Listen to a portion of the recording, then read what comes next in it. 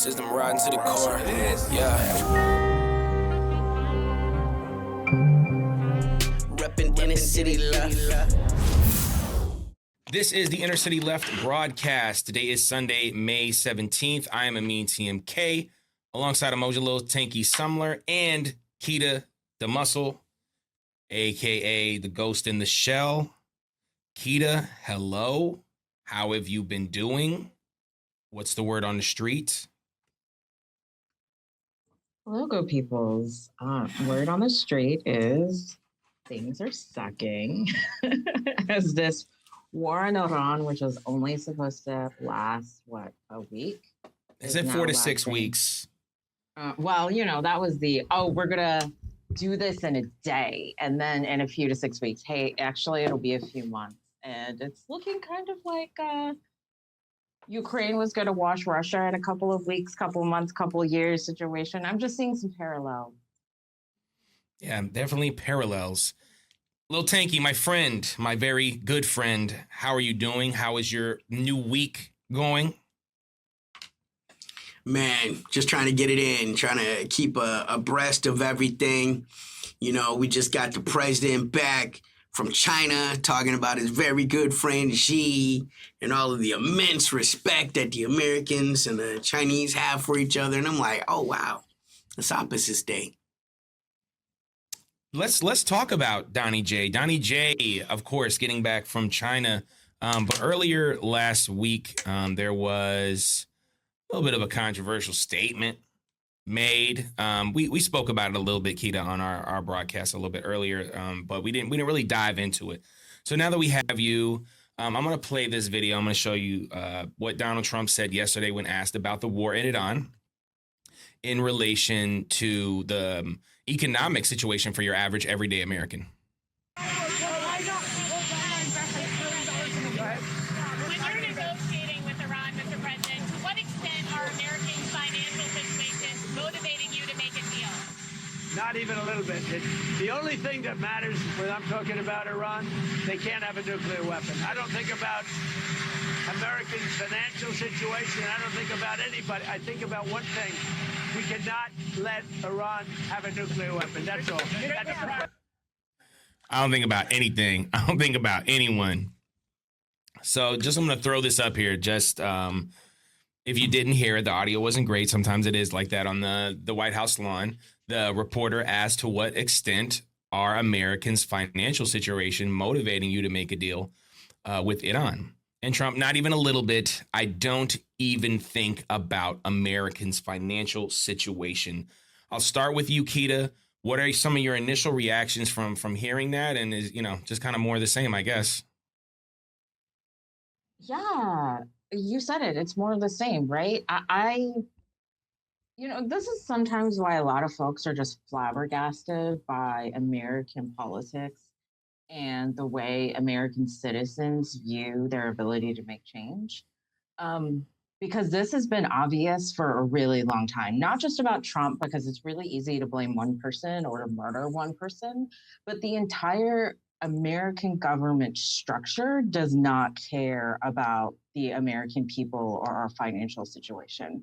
Because if that were the case, then we would have like a lot more and enforced civil rights compared to other countries around the world. We would have universal health care because that's what would matter.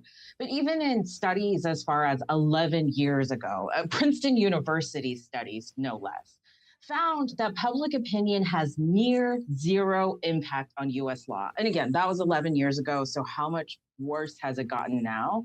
And that the only thing that does have influence on American politics and US law and policy is cold hard cash.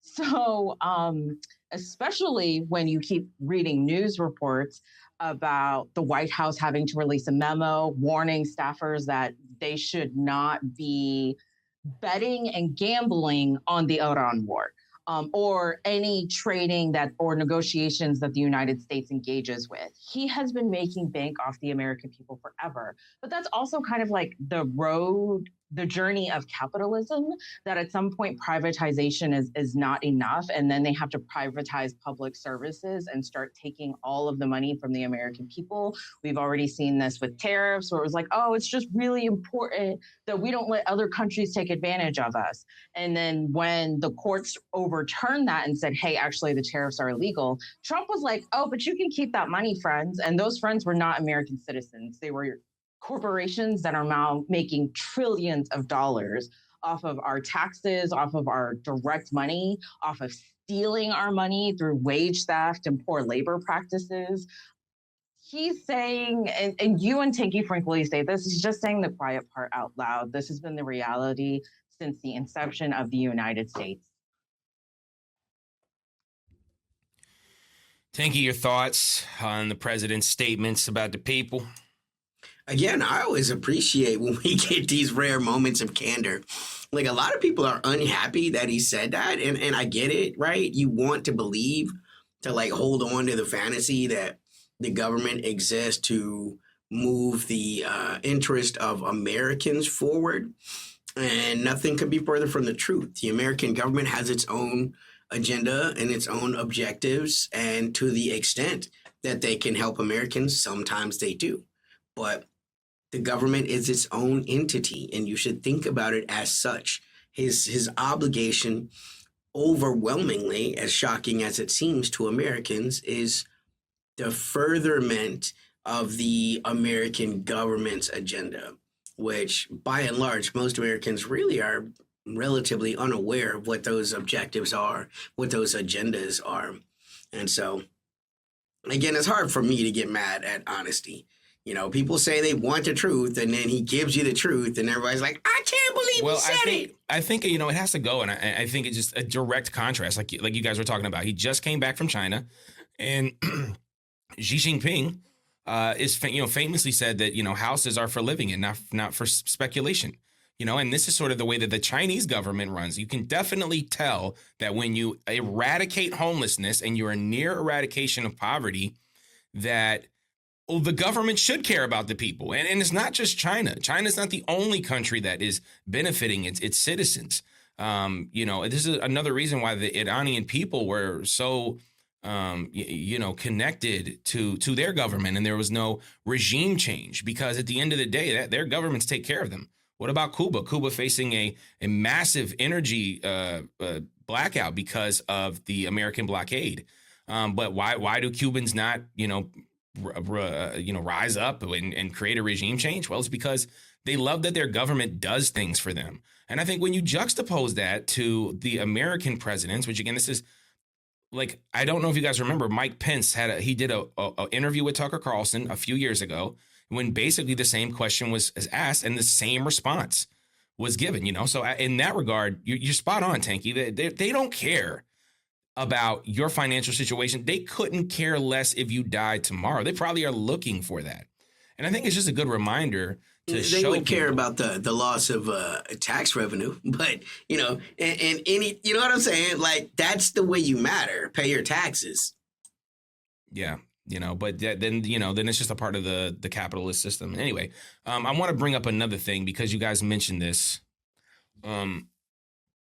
There is a Nancy Pelosification that is kind of happening right now within Congress. And if you know us, we talk a lot about Nancy Pelosi. If you follow Nancy Pelosi, who is a very prominent member of the Democratic representatives, if you followed her portfolio, you would have made more money than if you followed Warren Buffett's portfolio. So this is Donald Trump. As you guys know, the Billionaire Boys Club went to China last week. Trump, more than 3,700 trades provoke Wall Street astonishment. That's 3,700 trades by a sitting president. We hear so much about the stock market now. There was the whole thing with Pam Bondi, who's no longer a part of the Trump administration, saying, oh, well, the stock market hit 50,000. And because of that, we don't have to talk about the Epstein, the Epstein scandal. So my question to you guys is, at some point, like, Anyway, your responses, guys. Anyone can start your responses to 3,700 trades by Donnie J. I mean, I just want to remind everyone that when we talk about insider trading, like when we're watching movies like The Wolf of Wall Street or Wall Street 2, that was the whole scandal, right? Is the person within the company, he was hedging against the company that he worked for, and he gets caught and he's like, so what? I double dipped, I was Thanos. That's not illegal as far as again, members of the federal government are not, they're not shielded from using their privileged information to make trades. And so once again, this would be the government and the people that work for the government simply saying, why do you hate capitalism? You know what I'm saying? Like, what are we supposed to do with this knowledge if not to trade? Like, in some ways, they see it as maybe the most American thing that you can do to ensure, and look, we can hate Trump all we want if that's what you want to do. But this is, I like that you called it the Nancy Pelosification, because this is a phenomenon that's been going on. Look at how much money Congress made during the COVID, lockdown. I mean, these were people that understood, right, what was about to happen. They stopped trading. They sold a lot of real estate, started investing in Zoom, It was the biggest wealth transfer so far in the history of America, at least in terms of major dollars. Right. And when we say that, we means it surpassed the wealth transfer of the Great Crash, of the Great Depression. I mean, you have to look at what is happening, and none of that is illegal, right? Like the kind of politicians that push for that anti-corruption type agenda, they get moved out. And this is something that the government is remarkably bipartisan about. If you want to crack down on the insider trading, which it's technically not even called that because insider trading is a crime, but what Congress does is not a crime. The Democrats will get you gone. The Republicans will get you gone. Corruption is why we win. Yeah, I mean, let's not forget about, was it Martha Stewart? She did real years. Sorry, I didn't mean to put that up. This is a little late. She did real years behind bars. Muscle, thoughts on this? The stock market, again, I'm not a huge fan, and I don't think that people should invest into it. It's just a way for rich people to make more money. But when you see something like this, just within a week, especially with Donald Trump going to China, and I think he also put a lot of money into the NVIDIA chips as well. What just your thoughts on that? Yeah, it's been going on in the United States for a very long time. So, I mean, it's really easy to be like, oh, this is just a recent change and it came, as Tinky points out, it's too easy to blame Trump for all of this, but it is exposing what's been part of American history for a really long time. Because in 1909 is when the Supreme Court at first established the insider rule. And it was really a rule around the director of a company that they must either disclose the inside information or abstain from trading at the time. So we can see then how like enforcement since 1909 has changed in the United States, because even that first Supreme Court case was like, well, the justices did not fully identify what counts as insider. And we can see like this pedantry with language going over the course of it. Like, well, is it inside trading if? But the fact that, and I see Wall Street as legalized gambling, and the House is all of these billionaires who've always been trying to accrue and consolidate their power and the financial infrastructure of whatever country, really on what they want as a global scale. And this is also not the first time that we've seen this in the United States, because like technically all of the rules and regulations saying, hey, maybe you shouldn't be invested in a company, you see that get eroded over the course of American politics and global politics. Because Tinky and I were talking about it. How is a former board of director or CEO of BlackRock now in a high seat of power in another country. And we can see it happen here. At first, it was just lobbying, but then these corporations were literally placing their former staff as prime ministers, as directors overseeing federal agencies. And that isn't counted as insider trading, as they give more and more government funding to these contracts that either don't come into fruition or have exorbitant delays, all backed by taxpayer dollars. And so it sucks, but like this is the corruption we've been contending with, and that like a lot of activists were trying to stop during those times as well, and how even that form of activism and paying attention to like where is our money flowing, how it's been curtailed by the federal government murdering those people. I want to go ahead and follow up with what you're saying, though, Kita, because this is hardly an American phenomenon. To your point, BlackRock Merz, he's the chancellor of Germany right now. I mean, this is a guy who was the CEO of BlackRock. So when we're talking about insider trading, ask yourself on what level you can justify all of these CEOs climbing into the Air Force One with the American president, going to China, ostensibly setting deals that can be quite lucrative were they to come through. Who's going to know first, right? Those 20 people in the plane. They're going to be the first people to know, oh my God, China has said they're going to buy 200 Boeing planes. They'll know now. Well, that's not really what the estimation was. We needed them to take 600. Stocks are going to go down. Let's go ahead and sell right now. And everyone there is going to do it, because even though you're the CEO of BlackRock, it'd be foolish to assume that, he only has stock options in the company that he works for. A lot of these CEOs, they operate just like the Japanese did under this principle of Keiretsu. The Apple CEO is going to be invested in Microsoft. The Microsoft CEO is going to be invested in NVIDIA. The NVIDIA CEO is going to be invested in OpenAI. And it's, in many ways, it's a huge Ponzi scheme. It's a huge club, and you're not invited. The first people that are going to know are the people that are with the president over there in China, including the president and the president's family and the president's staffers, right?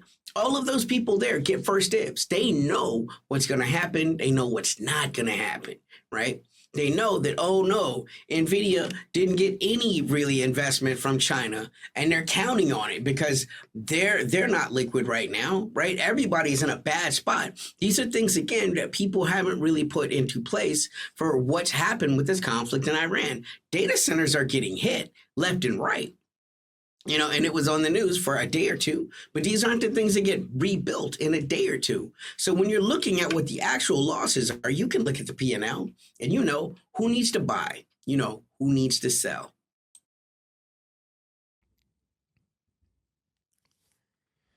Let's take a look here. Inflation rate projected to hit 6% in the second quarter, top economic forecasters say. This from Jeremy Ward. People are so done with the ludicrously expensive hamster wheel. There's only so far these ruling class monsters can push us. We are now sort of, you guys are here. You guys see, the amount of homelessness. You see the amount of medical debt that people have. We talked about student loans. We've talked about, homelessness. I think I already just mentioned that, but we talked about daycare, all these things that a society needs, right? Then when you talk about a society that doesn't have presidents that say things like, I don't care about America's financial situations. As we move further into sort of this hyper-capitalist fascist state, people are, experiencing a tremendous amount of inflation. The dollar is not moving moving as much weight as it used to.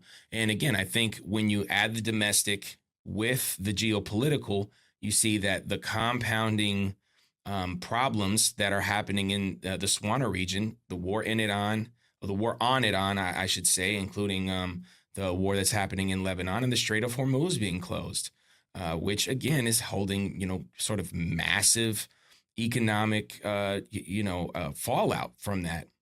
And, Tanky talks about this a lot, sort of the money that is spent on this war, not even the American defense budget, but just the war on Iran is entered into $80 billion. And $80 billion would eradicate homelessness in America, long-term homelessness. And when you look at a country like China, or you look at a country like Iran or Russia, or any of these countries in the global south that look to improve the lives of their citizens, and you juxtapose it with America, what are your thoughts sort of on those differences? Either one of you guys can go first. Keto, what about you? I'm just going to be super honest that I think the way we talk about the United States and the economy in the United States is dumb as fuck. And I hate all the measures that we use to do it, including inflation, which technically is meant to determine the overall health of a country's economy. But let's face it, it's mostly the United States and the European countries that use this. And then the other part of why we're capturing these inflation rates is to determine the actions that governments and policymakers need to take to stabilize the economy and keep it healthy. Meanwhile, we are watching these inflation rates pretty much like, I think the highest they hit is COVID, but we're seeing that rise again, is that inflation has continued to go up. And this is why the American people are not dumb. They're like, yeah, of course, Trump doesn't care about our financial situation, because inflation has been hitting historic records for just the past, really since 2022. And you're just like, oh, that's just 4 years of our lives. We are watching the economy collapse. But because there's now billions and trillions getting hoarded by a small subset of people, it's really easy to affect and manipulate these data points to pretend that the economy is healthy and doing well. And it's like, okay, but it's not, because the average person who is making, in many cases, less than minimum wage, because minimum wage doesn't account for disabled workers, is that it all gets so terrible, but we have to see number go up and think, oh, it's bad. But our government, which is meant to react to that piece of data, is actually making the process worse so they can do insider trading and profit billions to trillions off of this corruption.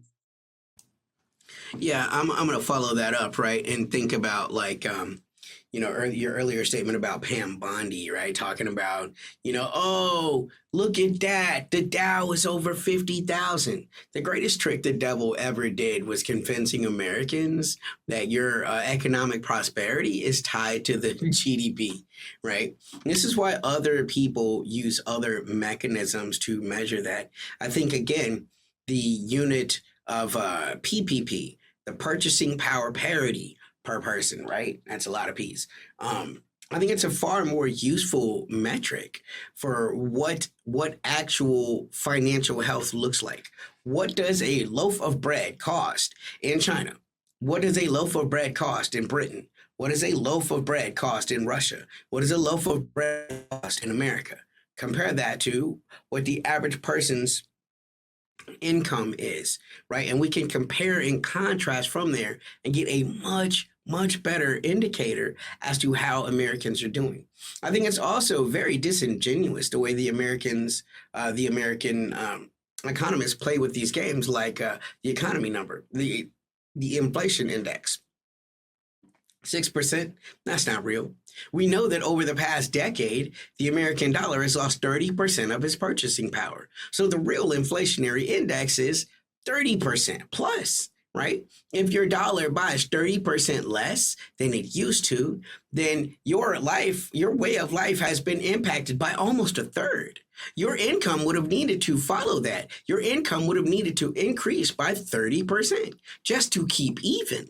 And no one is making these kind of numbers other than Wall Street people, other than upper management, other than, athletes and celebrities, right? Those are the people whose lives their standard of life has not really went down. For anybody else, a regular person to go and buy a car, look at what a Honda Accord cost in 2008. Now look at what a Honda Accord cost in 2026. Ask yourself, has the car fundamentally improved by this level? Of course it hasn't. right? So like everything you buy now costs more, but you have at best the same dollars you had in 2008. Minimum wage has not increased since George W. Bush.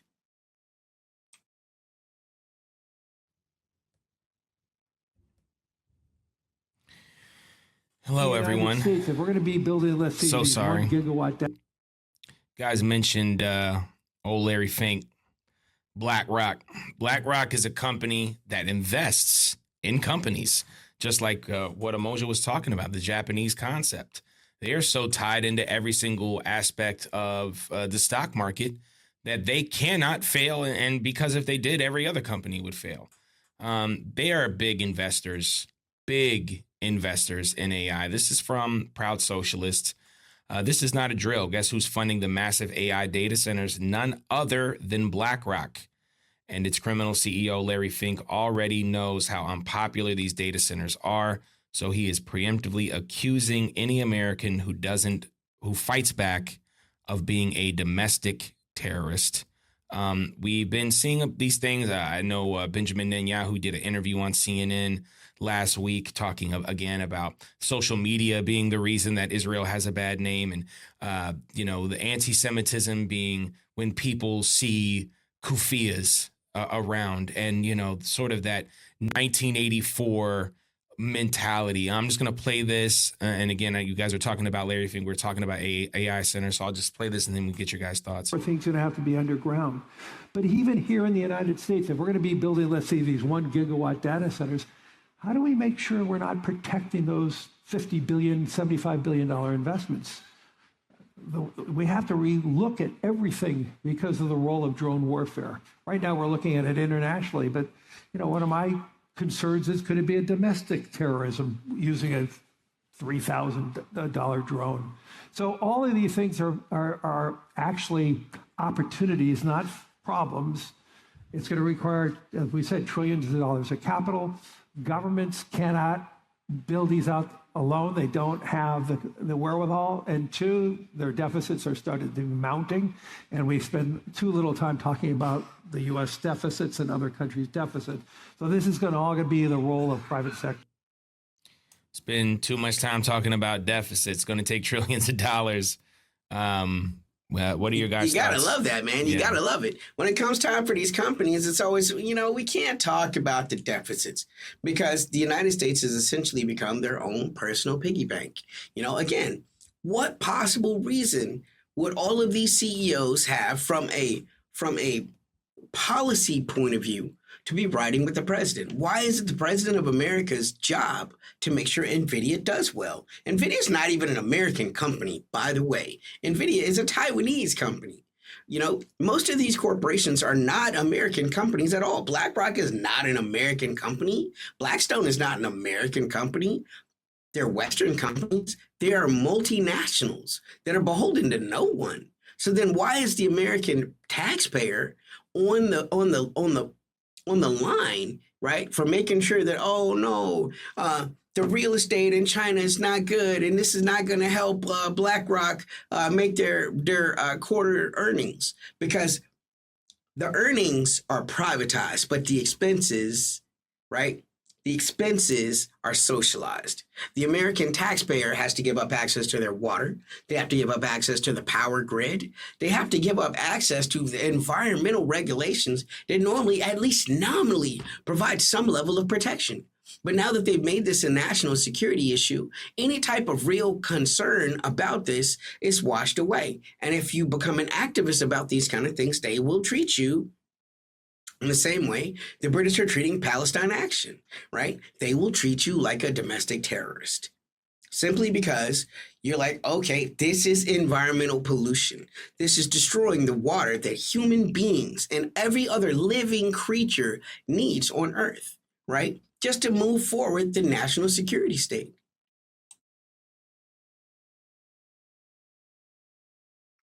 Yeah, totally in agreement with Pinky. It's also his preemptive use of terrorism, because this is what billionaires and capitalists have done for a really long time. I mean, again, since the 1920s around Black activists, Indigenous activists. They were all labeled as terrorists in the United States because anything that fights against the state of colonialism and white supremacy is considered an enemy of the state. And so for him to say that is also to make activists within those communities contract, because terrorism becomes a really scary word. But this is also why we've been talking about, like, how does the United States government define terrorism and define treason? And you find out it's people who are just protesting, who are saying, hey, first of all, I have human rights. Give them to me. You have to enforce my human rights. And the government's just like, nah, we don't want to do that. So we're going to label you as a terrorist. And now it, first of all, removes your ability to protest, because on all of the news channels, he could just be like, well, there were terrorists who were destroying the data centers, which every American citizen in this country, to me, has a right to do. We built this. If you do not serve the people, then it gets torn down. Those are just kind of the natural turn of events. What's more alarming to me, too, though, is that they're pushing for these data centers, as Tanky had pointed out, making citizens pay for the increased water and increased electric needs during a time when we do not have any disposable income within certain, especially within lower income brackets.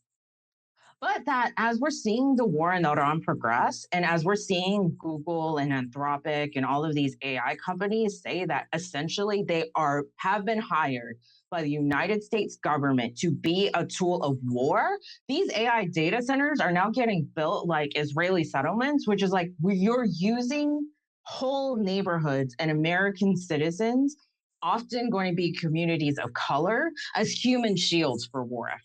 And like, I think like that is also alarming, because we know what they're trying to do is build these AI data centers for use in war. Like, they're not even serving the American people to be like, hey, we're making sure that the infrastructure within your community stays stable by using AI to determine these dips in infrastructure, blah, blah, blah. And no, it's being used to be like, hey, how can we, first of all, better target American systems for surveillance so that anybody we label as a terrorist can be disappeared really quickly. And then on a global scale, identifying, saying like, oh yeah, that person of color said something really bad on a tweet once. And so now we're going to use AI to identify these targets and eliminate them. And that's what he's defending. But because the conversation around AI gets so obfuscated amidst all of these other issues, also gets lost. And it's just, he continue fighting AI data centers. These efforts are being successful because more than 70% of Americans are like, I don't even want them. I don't know any value that they have. Even the AI data centers that have been built are in production, American citizens are fighting against. And so there's not anything we can do, because folks are doing the things that they can in their communities to stop this too. And he can't stop that. And once again, the way that they're doing it is not the only way it can be done. Look, whatever you think about the Gulf monarchies, the data centers that they're hosting for the United States, they build them in the middle of the desert where no one lives. You know, China, when they're building their data centers, they're building data centers under the sea, using the cooling of the ocean, right, to displace all of that thermal energy that's being released and to cool it, right? Once again, these are people first designs that they're taking into consideration. Whereas in America, people are literally the last concern. As Trump has said, I'm not concerned about what happens to the average American. To them, we literally serve the same purpose as the European serf in the Middle Ages. We exist to contribute to the GDP and to pay our taxes. You don't really get the personage of humanity until you become a billionaire. You know, hundreds of millions of dollars. Now you start to really matter as a human being, you know. Yeah, it's scary stuff. And again, the AI data centers are popping up everywhere, and there's massive fights going on to stop them from popping up. But popping up, they do. This is a really scary one. This from Tech Radar. Utah just approved a data center twice the size of Manhattan that will consume more electricity than the entire state. Local residents call decision to build water guzzling campus in drought hit region irresponsible and dangerous. And if there is any proof more that you need that there is zero care for the average person, whether that be through the judicial branch and, you know, sort of these Supreme Court decisions that have come down that have been totally against the people, whether it's the executive branch and everything we've been talking about with Donald Trump and the administration trying to push forward these data centers. And then, of course, on the local and state level right here in Utah, how could something like this be allowed? It is using more energy than all of the state combined. And you would think at some point people would, even in the government, would realize that this not only is it unsustainable, it's just ridiculous, not possible to build this much more infrastructure and energy when energy is at a premium, especially here in a place like Utah. And again, it goes back to the major problem of the United States trying to do everything at once, trying to be a global hegemon, trying to forward and push this AI thing to the brink. And again, AI is in a lot of ways here to implement the surveillance state and also get people away from jobs, to do the jobs of people for free. Even though now we're seeing that AI costs as much, if not more, than just hiring a person. So if all of these things are true, why do they continue to push through with these types of things? Well, I think it's just what we've been talking about the entire day, which is they care very little about the average person. And unless you are contributing in some way to that GDP, you're probably irrelevant and they'd rather see you go. There's one more thing I forgot to show you guys that I wanted to show you guys. Great conversations per usual. We've talked about the I think it's the helium crisis that we're facing because of the blockade on the street. Of course, oil, fertilizer is now at a huge premium. We may see major droughts. Well, I don't know if you guys had this one on your bingo board, but an internal memo from AutoZone was leaked. Quote, "We're facing the largest supply shortage of lubricating fluids in the modern history of America. Realistic, middle-of-the-road estimates are for our average available supply in this product category to drop by 40%. The way that Americans live, the way that America functions is not going to be sustained because of the war on Iran, and of course the wars everywhere. I've already seen the grain shortage because of the war in Ukraine, and those things continue to compound. I wanted to just sort of get your response to this, guys, and some of the other things that you guys have heard of that, you know, that we're not going to be having the same amount because of these wars in the Swana region and, of course, all over the world. I'll start with you, Keita. I mean, this is a problem with essentially us saying, like, it's okay to lie to the American people. We don't want to know and want to live in our fantasy land. Because, and it's really interesting, too, to have such a short cultural memory and to always focus on the kind of the short-term wins and gains that can be had. Because the lack of imagination sometimes is saddening, that like, oh no, these things are so terrible right now, so I may as well cash in while I can.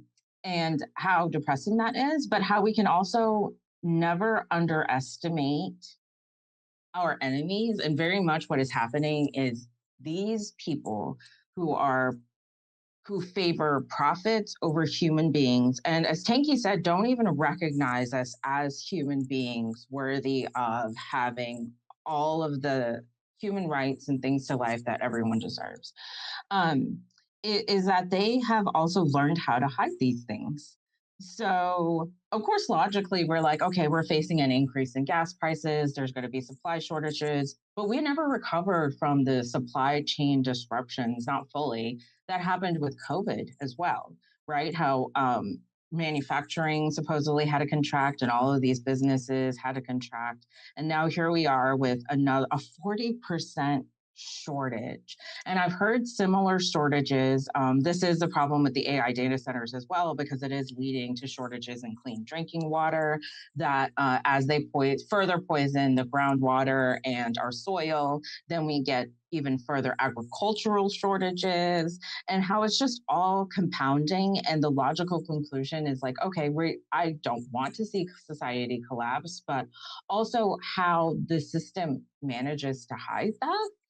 Um, and so keep leaking these documents because people need to know. And I'm so proud of people who are talking about it. I'm proud of people who are figuring out who are the folks in their city council or their mayor or their governor who are making these backroom deals to build these AI data centers without putting it up for a vote because they were scared of protests. Like, keep making them scared because this is an absurd reality that we have to live in where we're like, yeah, just thousands and millions more people are going to starve, millions more people are going to lose access to their vehicles, like millions of people are just going to lose. And it sucks that it's getting this far, but there is still absolutely things that we can do to stop it and halt it and make it better for at least our friends and family, and then spread out from there, your whole county, your state.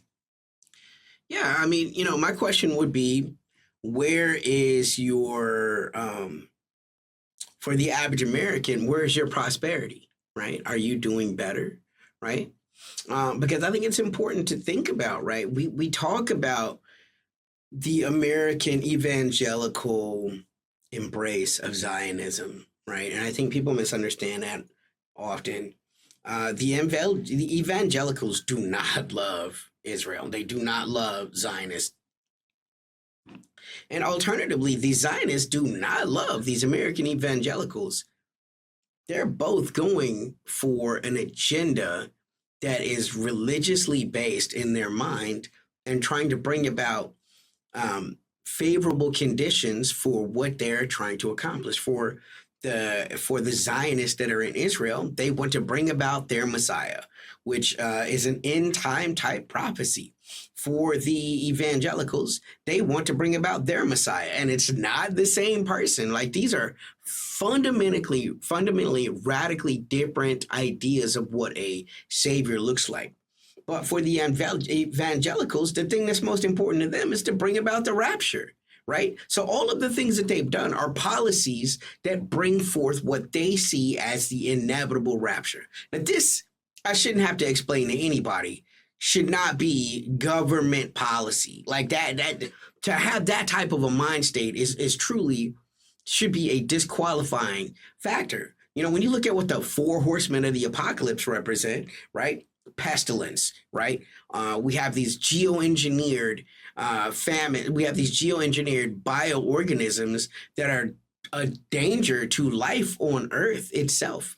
Look at what's happened with Lyme disease. Look at what's happened with COVID, this new virus that they're talking about.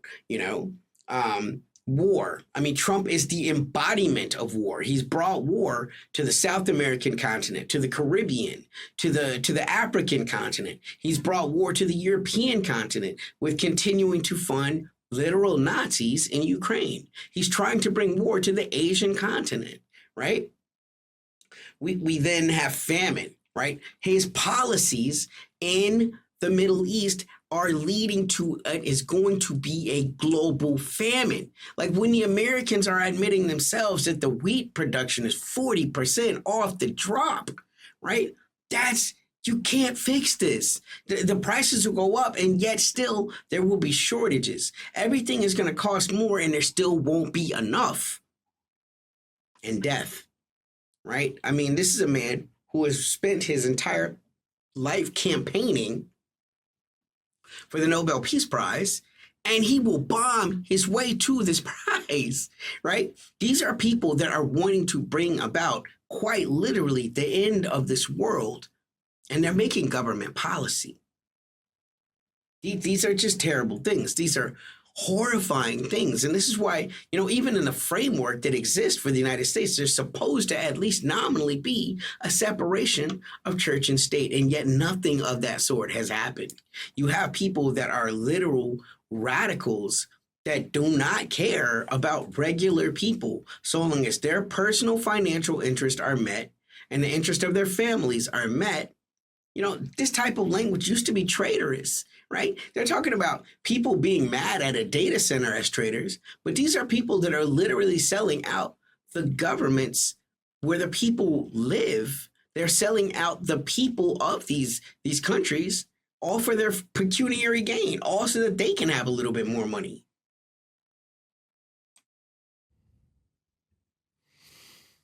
Yeah. Well said, everyone. And again, we talked about the fertilizer shortage and the grain shortage, the lubrication shortage. That's just getting started. It's just getting started. We say about cascading failures. When oil is at a premium, it makes everything else more expensive. And we already have been facing the inflation crisis because of COVID and because of the debilitation of the workforce. Washington, D.C., it was an article that came out. It said that it was the hardest city in the country to find a job. People are not moving free flowing with their jobs. You guys, I don't know if you remember during pre-COVID and during the COVID lockdown, there was a lot of people moving around jobs. This person had a job, moved to this job. Nowadays, that's not happening.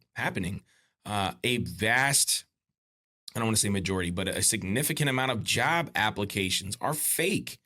They exist for insurance purposes and other things like that, scams. This is not something that a lot of other places have to deal with. And those cascading failures from this unprovoked war on Iran, and it's not just that, there's many other reasons, is creating this. And if you want to look at it through a logical lens, it goes back to what Donald Trump said when we first spoke on this episode. I don't think about the average American's financial situation. It is irrelevant to me. And man, said with the grace and care, right, of a person talking about cattle. I don't care how that Holstein feels. Get his ass to market. That's what I care about. Get your ass to your job. Contribute to the GDP. That's what I care about. Yeah, and it's just a further dehumanizing of people, and it gets worse and worse. And I appreciate you guys. You guys always bring great insight to what we're discussing, and it goes the same thing. It's the domestic and the geopolitical. It goes with racism. It goes with ICE. It goes with all of the other things that we are forced to live under because this country does not care about its people, and this is why it's time, high time, okay, to remove yourself from the two major parties, remove yourself from, these neoliberal spaces and work towards a better world because we don't have much time. And the United States, and there are people right now that are experiencing this famine, that are experiencing the environmental degradation from wars, from these data centers. Right now, Americans we're feeling it now. We're starting to catch on to that. And again, even the 900,000 homeless people are already feeling that as well. So it will catch up to everyone. If you've seen the Never Ending Story, I'm an 80s baby. The nothing grows. Okay. Anyway. I just want to give you guys you guys had some final thoughts or anything like that, just sort of what we talked about today, because, it's a lot, and it's a lot to deal with, especially when you're in this country. Yeah, absolutely. Every day we have to survive this. But to survive, we do. And we do that with community and in recognizing, because this is what neighborhoods are finding out, these AI data centers too, is just how deep does the corruption go? And it goes to anybody in a position of power, right? And then how do we identify those positions of power and ensure that they are and continue to work for the people? And you do that by organizing with your neighbors, organizing with your friends. I've never, ever, ever want to give into despair and bleakness, but there's things being done. And you are part of the things that can be done to put a stop to this and to keep your community protected and to build that society, because that's what we are agreeing to, is to a society that benefits as many people, everyone, every human being on this planet deserves that. So organize, talk to your neighbors, help them out, be reciprocal in your relationships, please. Yeah, same thing. Just stop punching down. Don't make fun of the homeless person. Guess what? It could be you. Easier than you think. Stop hating on your neighbors. They have your back more than anyone else that's not in your family. These are people that are normally looking out for you. Like, go back to that concept of community, of neighborhood, of fellowship, right? You're not all alone. Don't make this epidemic of loneliness worse by literally shutting yourself off, by feeling like you're better than everyone around you. Because the fact is, your situation is probably a temporary one, and it's better to build bridges than burn them. Yeah, systemic issues always at the forefront. I'm going to give a shout out to our podcast listeners. We're available everywhere you find podcasts for now. Apple, Spotify, et cetera, et cetera. You can always check out our Podbean site. You can always check out our site, innercityleft.com. Fables, Foibles, Other American Sins, Amoja's book of poetry will be in the description. Amin TMK everywhere you find music. Lil Tanky everywhere you find music. Patreon.com/innercityleft. Y'all are the real heroes. I love you like cooked food. I guess I asked you guys for final thoughts. But hold on. Yeah, go ahead. 83,807,600,000 spent on the Iran conflict so far. About to get popping again in a major way. Everybody's taking their time. They've reloaded. Guns are popped back. Realigning the forces. We can't even get into it because there's already warnings. You talk about another supply chain shortage or another shortage. Missile shortages, y'all. Oh my goodness. Okay, well, too late podcast. Yeah, I don't believe that there's really a missile shortage. I really don't. I believe the Americans rightfully practice strategic ambiguity. You don't know what I got. You know what I'm saying? The president might not know the full extent of the American military's capacity for armament. It's not as good as they want it to be. But nobody's financial situation ever is. Your military situation, the same thing. However many rounds you got, you always could use a couple thousand more shells. And that's where the military is. I think there's a movie about it where the United States military has to buy from the black market to get its own missiles. Right. Anyway. Yeah, it's about to pop off in a major way. And I don't think the Americans are going to play this time. Not that they were playing. I think they're going to hit hard. I think they're going to hit fast. And I think the Iranians are going to hit back. And it's just going to get worse for everybody. That's the good news. Let's not forget the war in Ukraine is still on. I know they're saying that it's going to be over this year, that I had Polymarket had it at 100% that it's going to end this year. So maybe they know something. They probably know something that we don't. But it is hilarious that in America you can gamble on when a war is going to end. If that's not America, I don't know what is. And guess who knows the answers to that? It's not insider trading. Yeah, and to I think Keita mentioned this a little earlier. The United States, people who are on the ground, the people that were involved in the abduction of Nicolas Maduro, made a couple dollars off Polymarket because they knew what was going to happen. And sort of that is what's happening. People bet for the most part because they already know the outcome. And these markets, again, are just another reason why capitalism, we can't win with it. And it's just dangerous for us to continue to move forward trying to reform this because it can't be reformed. Anyway, great episode today. Thanks so much to the Ghost in the Shell, Keita the Muscle, for being here. Of course, my A1 Day One, Amoja Lil Tanky Sumler. I am Amin TMK. This is the Inner City Left broadcast. Peace. System riding to the core. Yeah. Reppin' Inner City Left.